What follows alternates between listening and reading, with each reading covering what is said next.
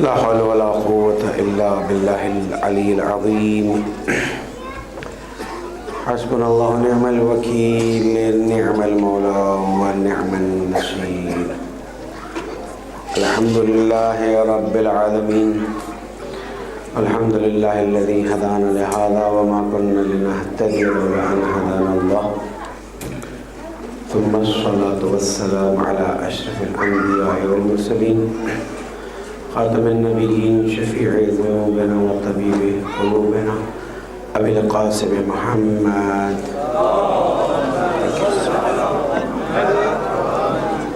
وعلى أهل بيته الطيبين الطاهرين المعصومين المظلومين الذين أذهب الله عنهم الرجس وطهرهم تطهيرا.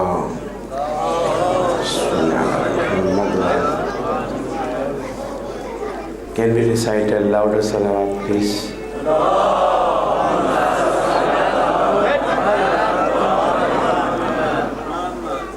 Alhamdulillah, the purchase of Muharram of Hazrat Prophet has been brought over here. It's an honor that we are present in front of it. Inshallah, do ziyarat of it, and inshallah Allah subhanahu wa ta'ala shall accept your prayers. Recite one more salawat.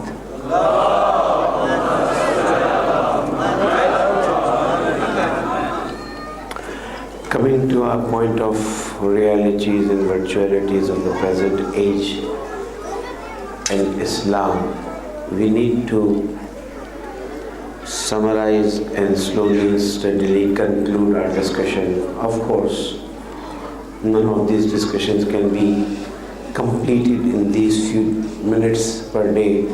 They need a lot of discussions, a lot of cross-questioning, and then some research from your side.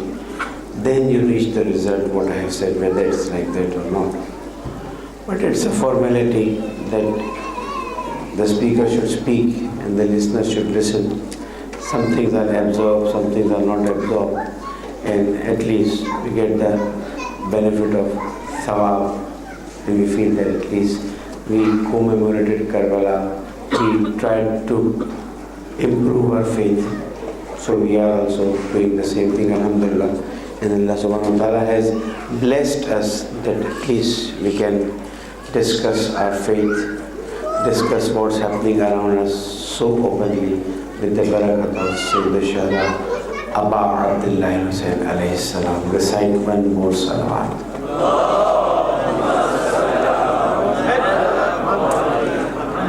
Let's explain that we have been created, we have been blessed by Aql, and we have been, alhamdulillah rabbil alameen, given the freedom to choose. The nature of human being is such that he wants freedom. If he's locked or blocked in any way, he'll feel unhappy, and that is why, very simple example, that is why if someone does something wrong, he's put in prison. Have you ever thought why? If someone does something wrong, send him to jungle. No.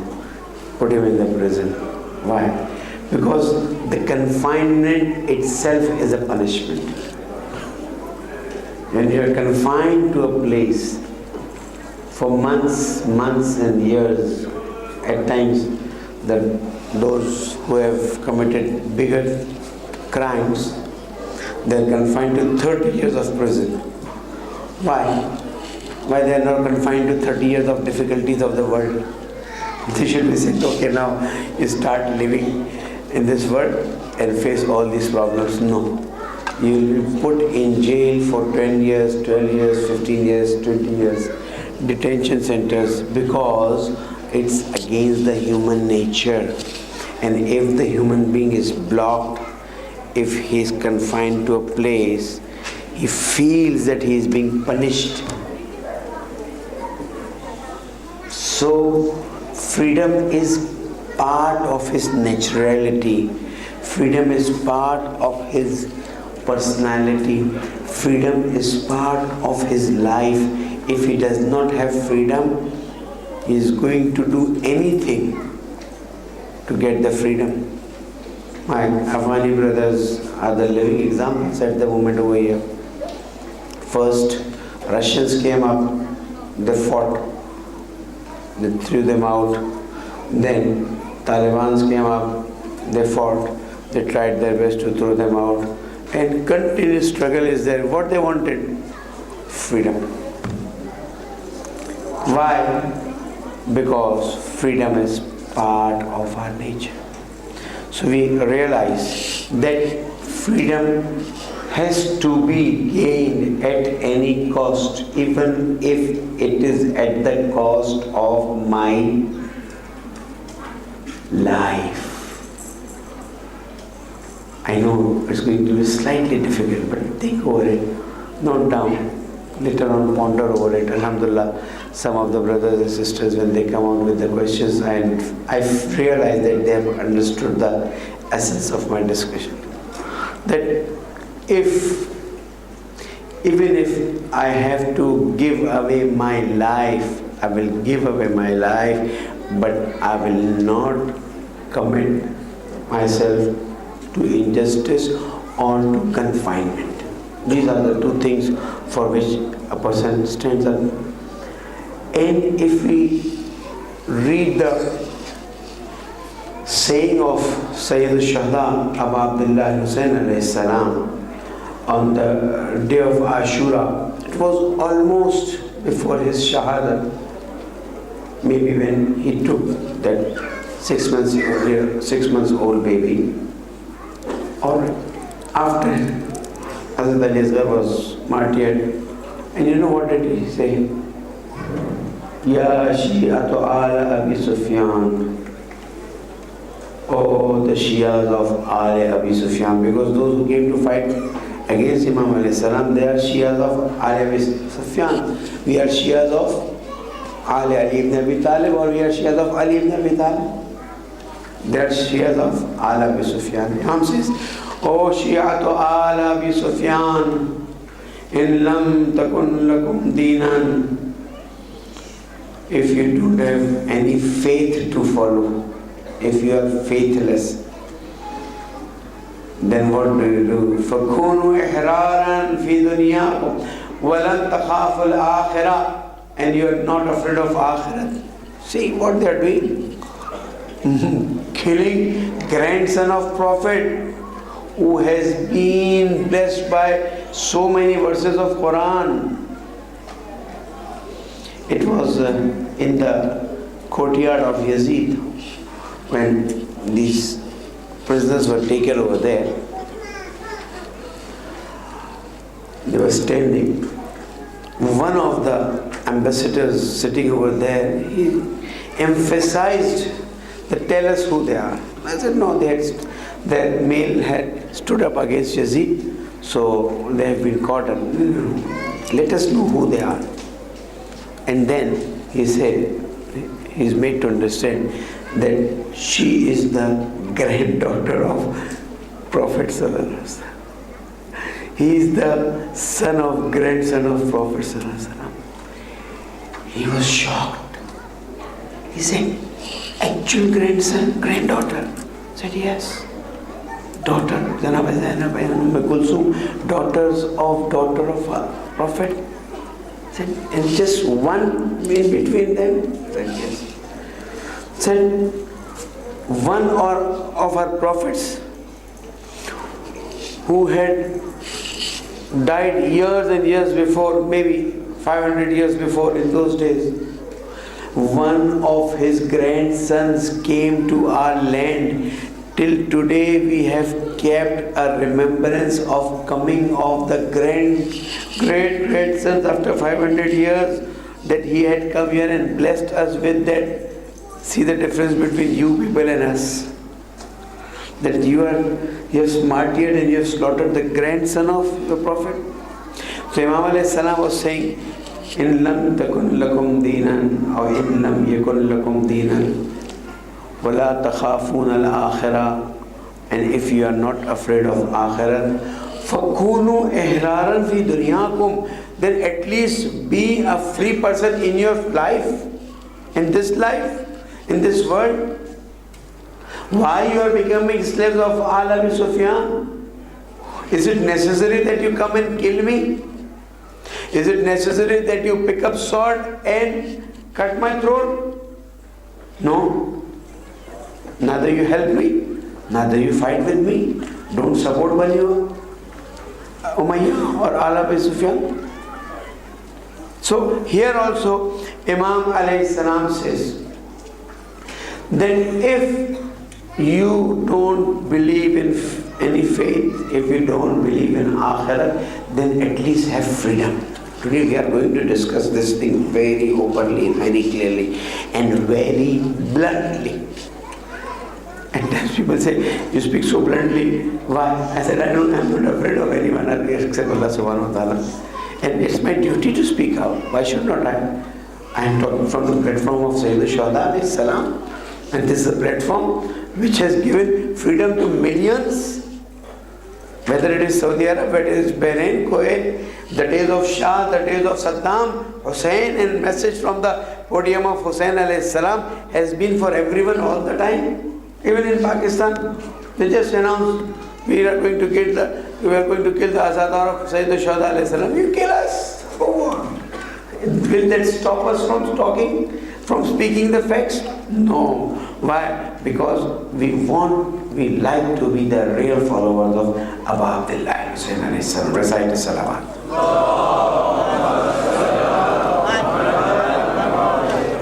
So, freedom is something which is required. Just like breathing, freedom is required. And if freedom is not there, then you fight for freedom. You may not fight, but we know people in this world. History has shown us that people have fought. Whole fight of Bani Israel was fight for freedom from Pharaoh.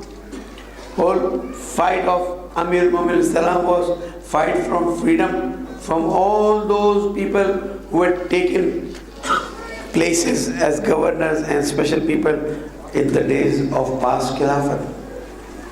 So now we have to come and understand that do we have the freedom? Are we free people?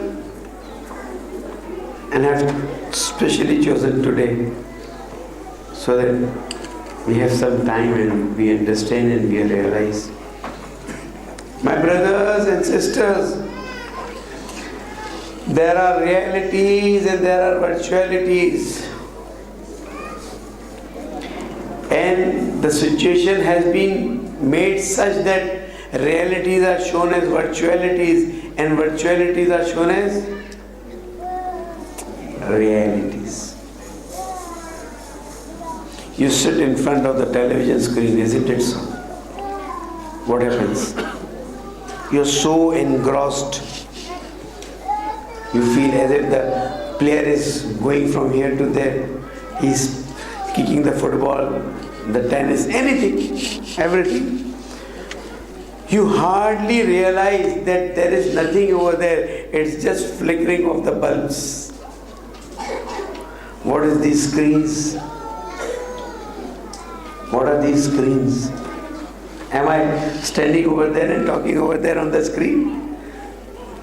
But we are made to feel as if I am standing there also, although I am standing here. What the world or the powers have done is that they have made us feel that all these things are realities, but when we try to ponder and concentrate, we realize they are not realities, they are virtualities, but we have been attracted to them. And our minds have been taken away in such a way that we feel as if these are the realities and nothing else. I stopped last night at the point where I said that we used to see people being made slave physically. But with the passage of time, those powers, they saw that to make anyone physical slave, first of all it is difficult also. And secondly, now the people are having aql, intellect, they think of freedom, they talk of human rights. At least they talk of human rights. So if we continue that slavery, we will be condemned. If you continue in the same way, we will be forced to leave them. What they did, they just changed the form. And I said this thing last night, that before they used to put those handcuffs and those things in our feet. Now they have the remote controls. And it will be difficult for you people to realize. I'll give you an example. Recite a salawat.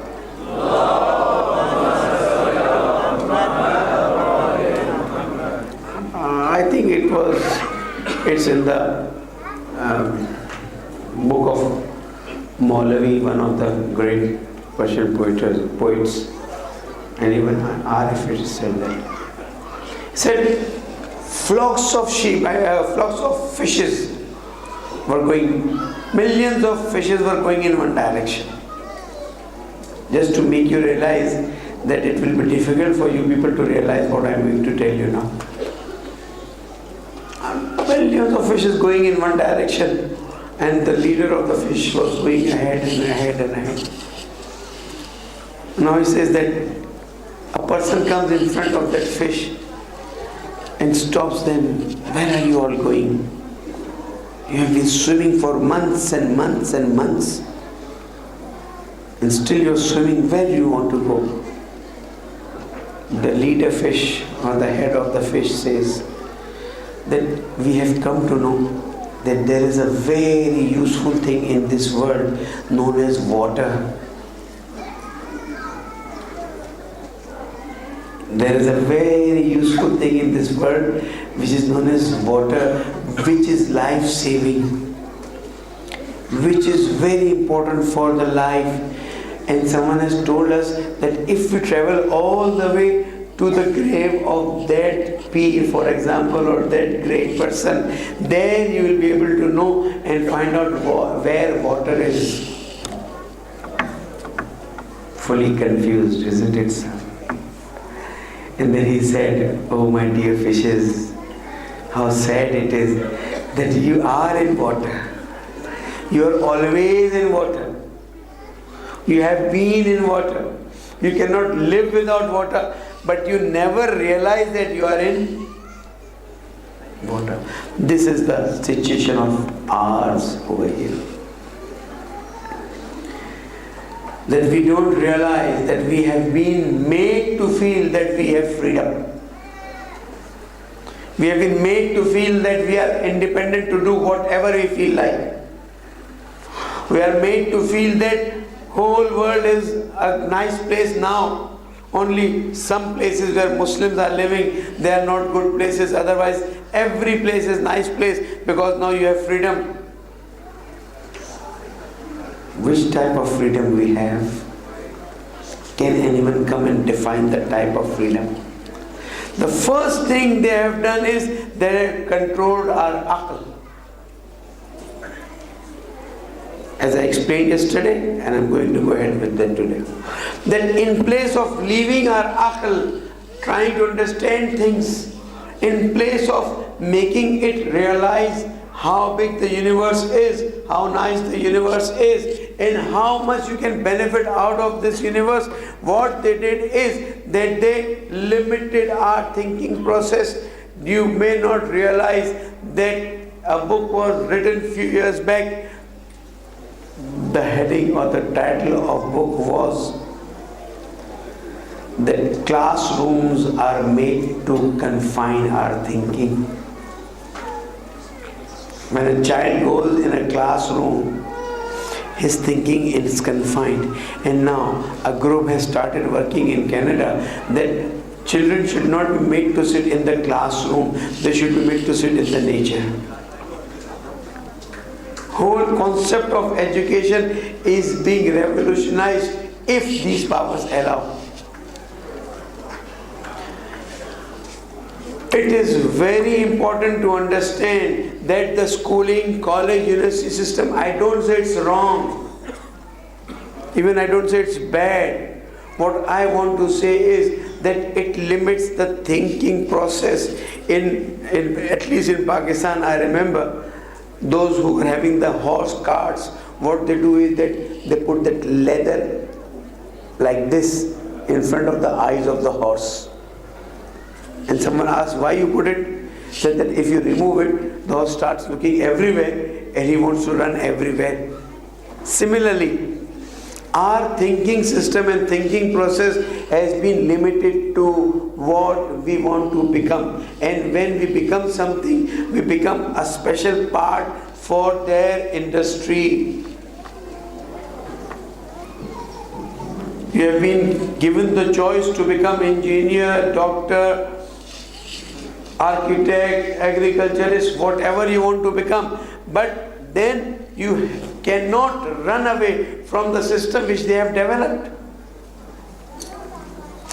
The biggest harm this new world has done to human beings is that they have stopped people from thinking.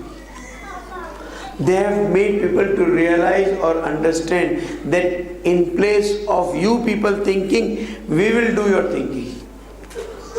In place of you people using your aql, we will use the aql and we will give you the result, we will give you the outcome. What the outcome is? The outcome is we are satisfied, we are sitting, we are dozing, we are feeling nice. Okay, they are doing our work, so let us sit down. No. Why? Hussain ibn Ali said, Inni la ara al-maut illa sa'ada wal hayat ma zalimina illa barama. I don't see death except sa'adat. See, the lesson he is teaching.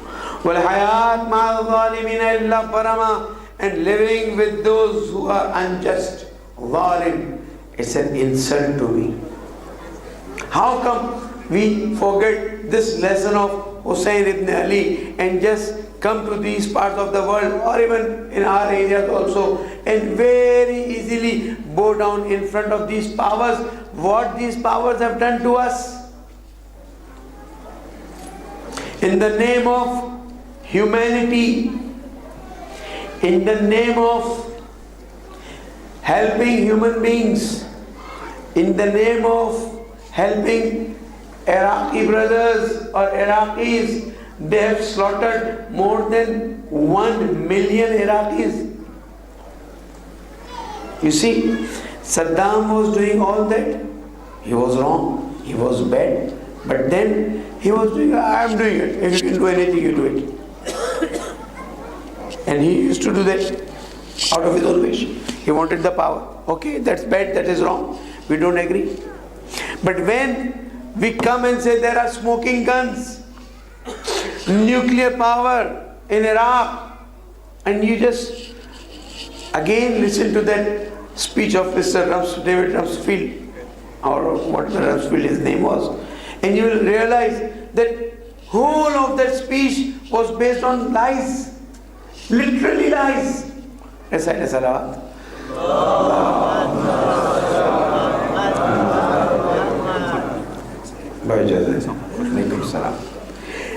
And see how nice we are, that we made an organization in the name of United Nations.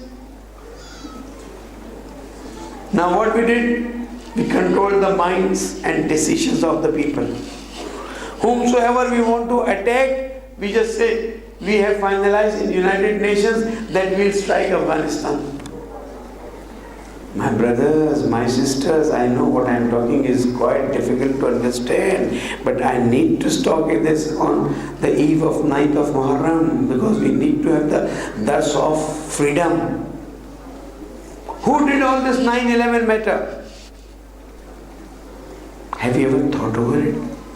Have you ever gone through all those things which are there on the internet? Have you done even slightest of research that how come 9/11 took place? How come such a big security breach? And when you really do the research, you will understand that everything was made up. Let the time come, inshallah, we and you are here, and within years we will understand that how come such a big incident takes place. 2 aircrafts bang in those 2 buildings, and then they say an aircraft came in the Pentagon. You'll be surprised. Just tonight you go and see. You'll be surprised that the area where this aircraft has gone in, there is a monitor of computer lying over there, and nothing happened to this monitor. If a big aircraft lands, those electricity poles are broken, wires are taken away, there has to be short circuits, there have to be so many problems. We see no, all those poles are standing just like that, and a hole has been created, a fire has been created, a mess has been created, and they say an aircraft was. Where is the engine of the aircraft which does not dissolve beyond 4,000 degrees centigrade temperature? Where are all the parts of the aircraft? They say everything burned. Pieces. And we are also, alhamdulillah, so nice people. Whatever the media says, now here comes the reality and virtuality. Whatever media says, we believe in it. Believe me, we think that we don't believe it, but we believe it very nicely. And they have created whole this media matter. Now at least you have understood that Mr. Murdoch's matter in UK. What they have been doing, how they have been manipulating with the media, starting from Australia and going all the way to UK and USA. But again, okay, he did it like that, but all other channels are good. No, my brothers, this Zionism, this so-called hidden power, they want to control us. They want to control our minds. They want us to realize that they are the only mighties on this world. But we say, no, there is only one Allah who is the mighty. If you compare the news, if you try to understand the way they give the news, and if you really analyze, you will understand that if there is a march of labor union just few days back in UK, with 2 million people participating in that march, BBC has hardly any time to show them. Just at the end, there was a march. How many people, what they did. When it comes to Syria, they try to find out each and every detail how it has taken place. When it used to be Iran election, I don't want to go on those political matters. But how can they compare Ahmadinejad's winning with the losing of Mr. Musavi? Ahmadinejad was, see how they make us forget things. Ahmadinejad had fought election against Mr. Rafsanjani, and Rafsanjani lost it. Ahmadinejad won. Now you think that this Musavi, who was hidden somewhere for 18 to 20 years, when he comes out, you think that he will win whole of the election like anything. And then the media comes out, oh, election was rigged. And we also believe. We also say, oh, yes, it's like that. But we don't realize that such a strong person who stood against Rafsanjani, if there was no democracy in Iran, the best proof would have been that Rafsanjani would have been made to win in any way. He is second to Ayatollah Khamenei. But you see, go and study. The first election of Ahmadinejad, there was a tie. And in re-election, Ahmadinejad won. Sajjan said, congratulations, people have selected you, go ahead. And then the Western media says, oh, there is no democracy in Iran. My brothers, this is democracy. They are after democracy. They want to make us crazy in the name of demonstration. They want to make us feel that if Iran, you see the double standards, see the double standards, if really they are after democracy and they are not after democracy, why this president of USA went to Saudi Arabia and meet that king? He should have said, no, I will not go to that land because there is no democracy, there is no human right in this land. Why did he go and meet Muhammad Gaddafi, whom they killed just few days back? He should have said, no, Muhammad Gaddafi is an unjust person. There is no democracy in Libya. Few months back you were saying, oh, they are nice countries. Let's have contracts with them. Let's have money from them. Let's have dealings with them. And then after some months you say, no, no, no, there is no democracy over there. We should attack it. Forget about those people who are not followers of Imam Hussain alayhi salam. But those who are followers of Imam Hussain alayhi salam, what has happened to you people, my brothers, my sisters? Why this silence? This silence will make you pay on the day of judgment. When you see that people in Bahrain facing so many problems, imagine Bahrain, so many problems, and the media comes and says, it seems there is something going on in Bahrain. When it was in Iran, the second election of Ahmadinejad, I know that a dustbin was burned in one of the streets of Tehran. What? A dustbin.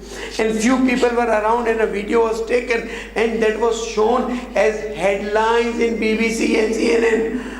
Vast demonstrations and burning in Tehran against the government. Now when it is Syria again, they want at any cost the Syria should change and that government should change because they are supporting Iran, they are supporting Hezbollah. But when it comes to Bahrain, just 4 days back, there were very, very big demonstrations in Hijaz, Saudi Arab. News blackout. Why? Because they know that if they inform you, if they tell you, you might think of doing something, So they don't want to disturb you. They want you people to just live nicely in this part of the world. They want you people to stay calm, peaceful, nice citizens of a place. And whatever happens, forget it. Imam Ali alayhi salam says, oh people, if there is something wrong going on with other human beings, and if you come to know and you don't speak out against those injustice, you will be answerable on the day of judgment. Someone asked me, Sheikh, what can I do? I said, if you can't do anything, just write emails, go on Twitter, go on blogs. So many things you can do. Even if you 5 people stand out and take a procession and do the protest, you have done your duty. But the problem is no. In this part of the world, everything is peaceful, calmful, nice. I'll just give the example of Bani Asad. If you remember that night I gave, at least I think I gave it in Urdu Majlis. You know what had happened? Recite a salawat, please.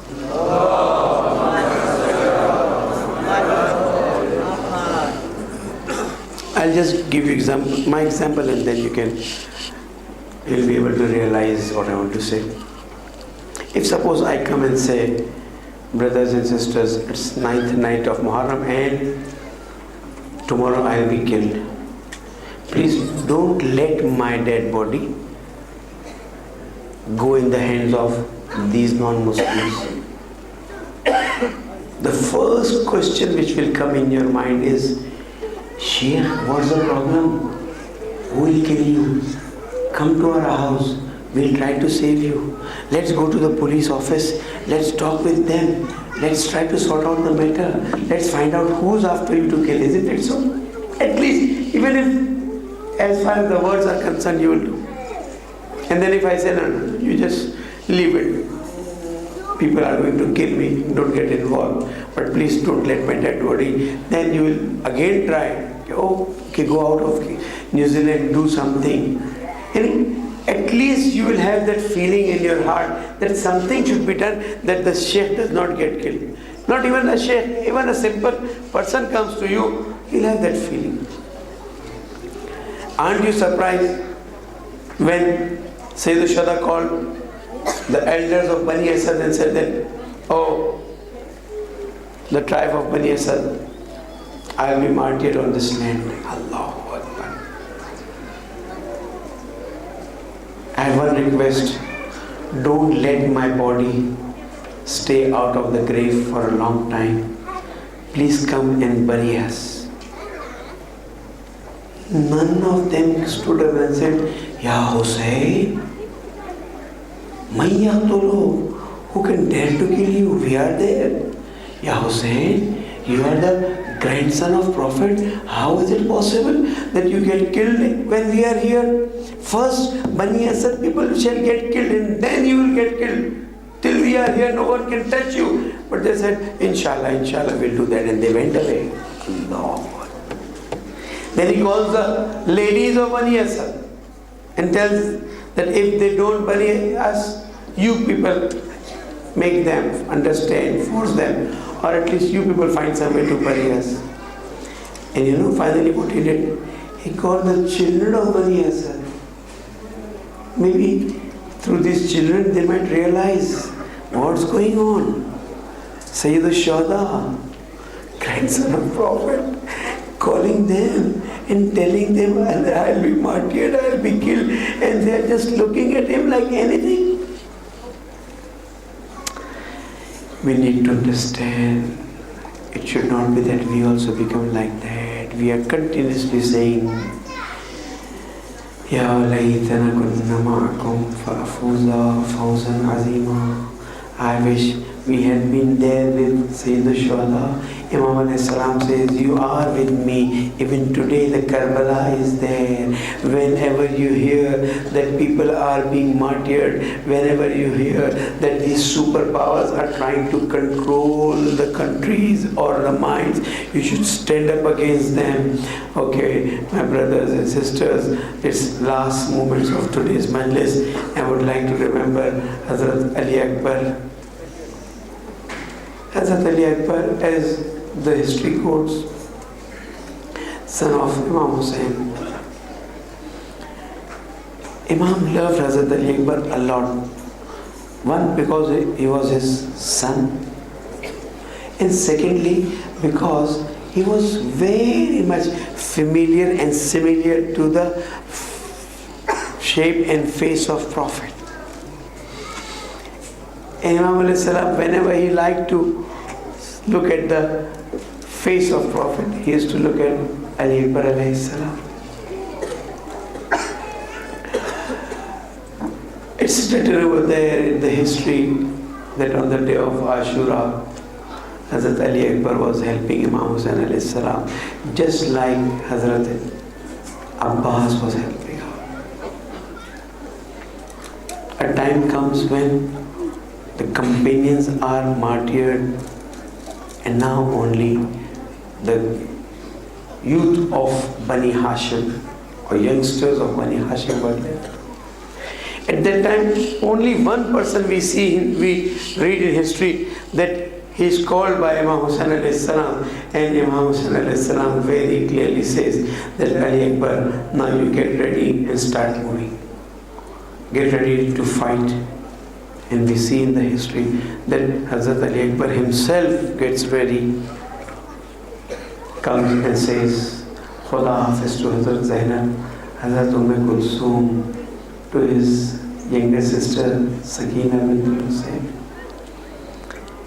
And then when he comes out of the camp and says Khuda Hafiz to Hussain alayhi salam, I don't know what might have been the feeling of Sayyid al-Shuhada. Imam alayhi salam says, oh Ali Akbar, go ahead and save Islam. Islam needs your blood. Hazrat Ali Akbar sits on the horse and goes away. And when he turns back, he is surprised to see that his father is coming behind. He says, oh my father, you had just said Khuda Hafiz to me and you are coming behind me. He said, yes Ali Akbar, if you had a son like you, and if you had been sending him for the war front and getting killed, you would have realized what must be the feeling. Anyhow, Imam alayhi salam says, Allahumma shahad ala haula'il qawm. Oh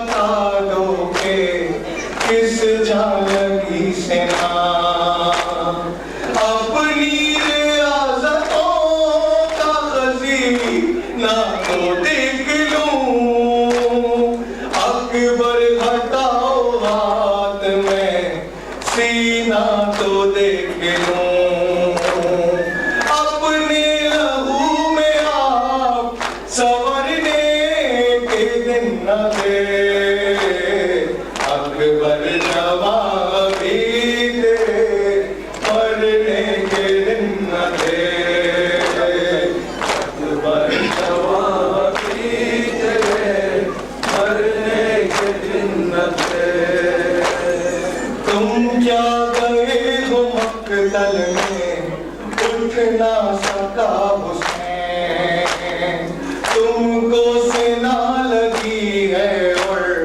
زخمی ہوا حسین آنکھیں جو تم چراتے ہو دل چھوڑتے ہیں ہم تم ہچکیاں جو لیتے ہو دم توڑتے ہیں ہم اپنے لہو میں آپ سنورنے کے دن نہ دے اکبر جواب بھی دے مرنے کے دن نہ دے اکبر جواب بھی دے مرنے کے دن نہ دے اولاد پہ جواتا ہے 18واں برس خوشیاں سمیٹ لاتا ہے 18واں برس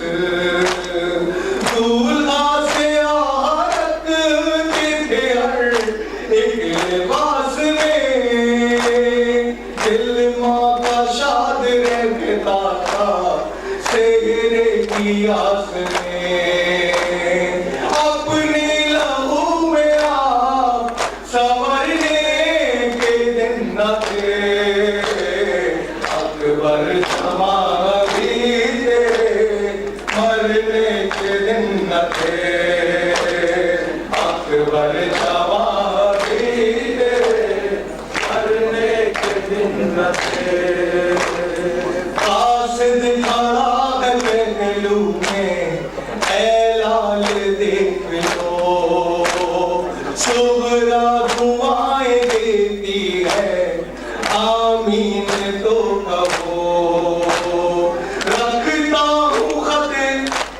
رکھتا ہوں خط کو لاش پہ دل بھر جواب دو صغرا سلام کہتی ہے اکبر جواب دو اپنے لہو میں آپ سنورنے کے دن نہ دے اکبر جواب بھی دے مرنے کے دن نہ دے اکبر جواب بھی دے مرنے کے دن نہ دے اے شیر کبریا مجھے قوت عطا کرے لاش جواں اٹھانے کی ہمت عطا کرے آنکھوں کا لوہے در سے وزنی ہے میرے بستر کی لاش اپنے لہو میں آپ سنورنے کے دن نہ دے اکبر جواب بھی دے مرنے کے دن نہ دے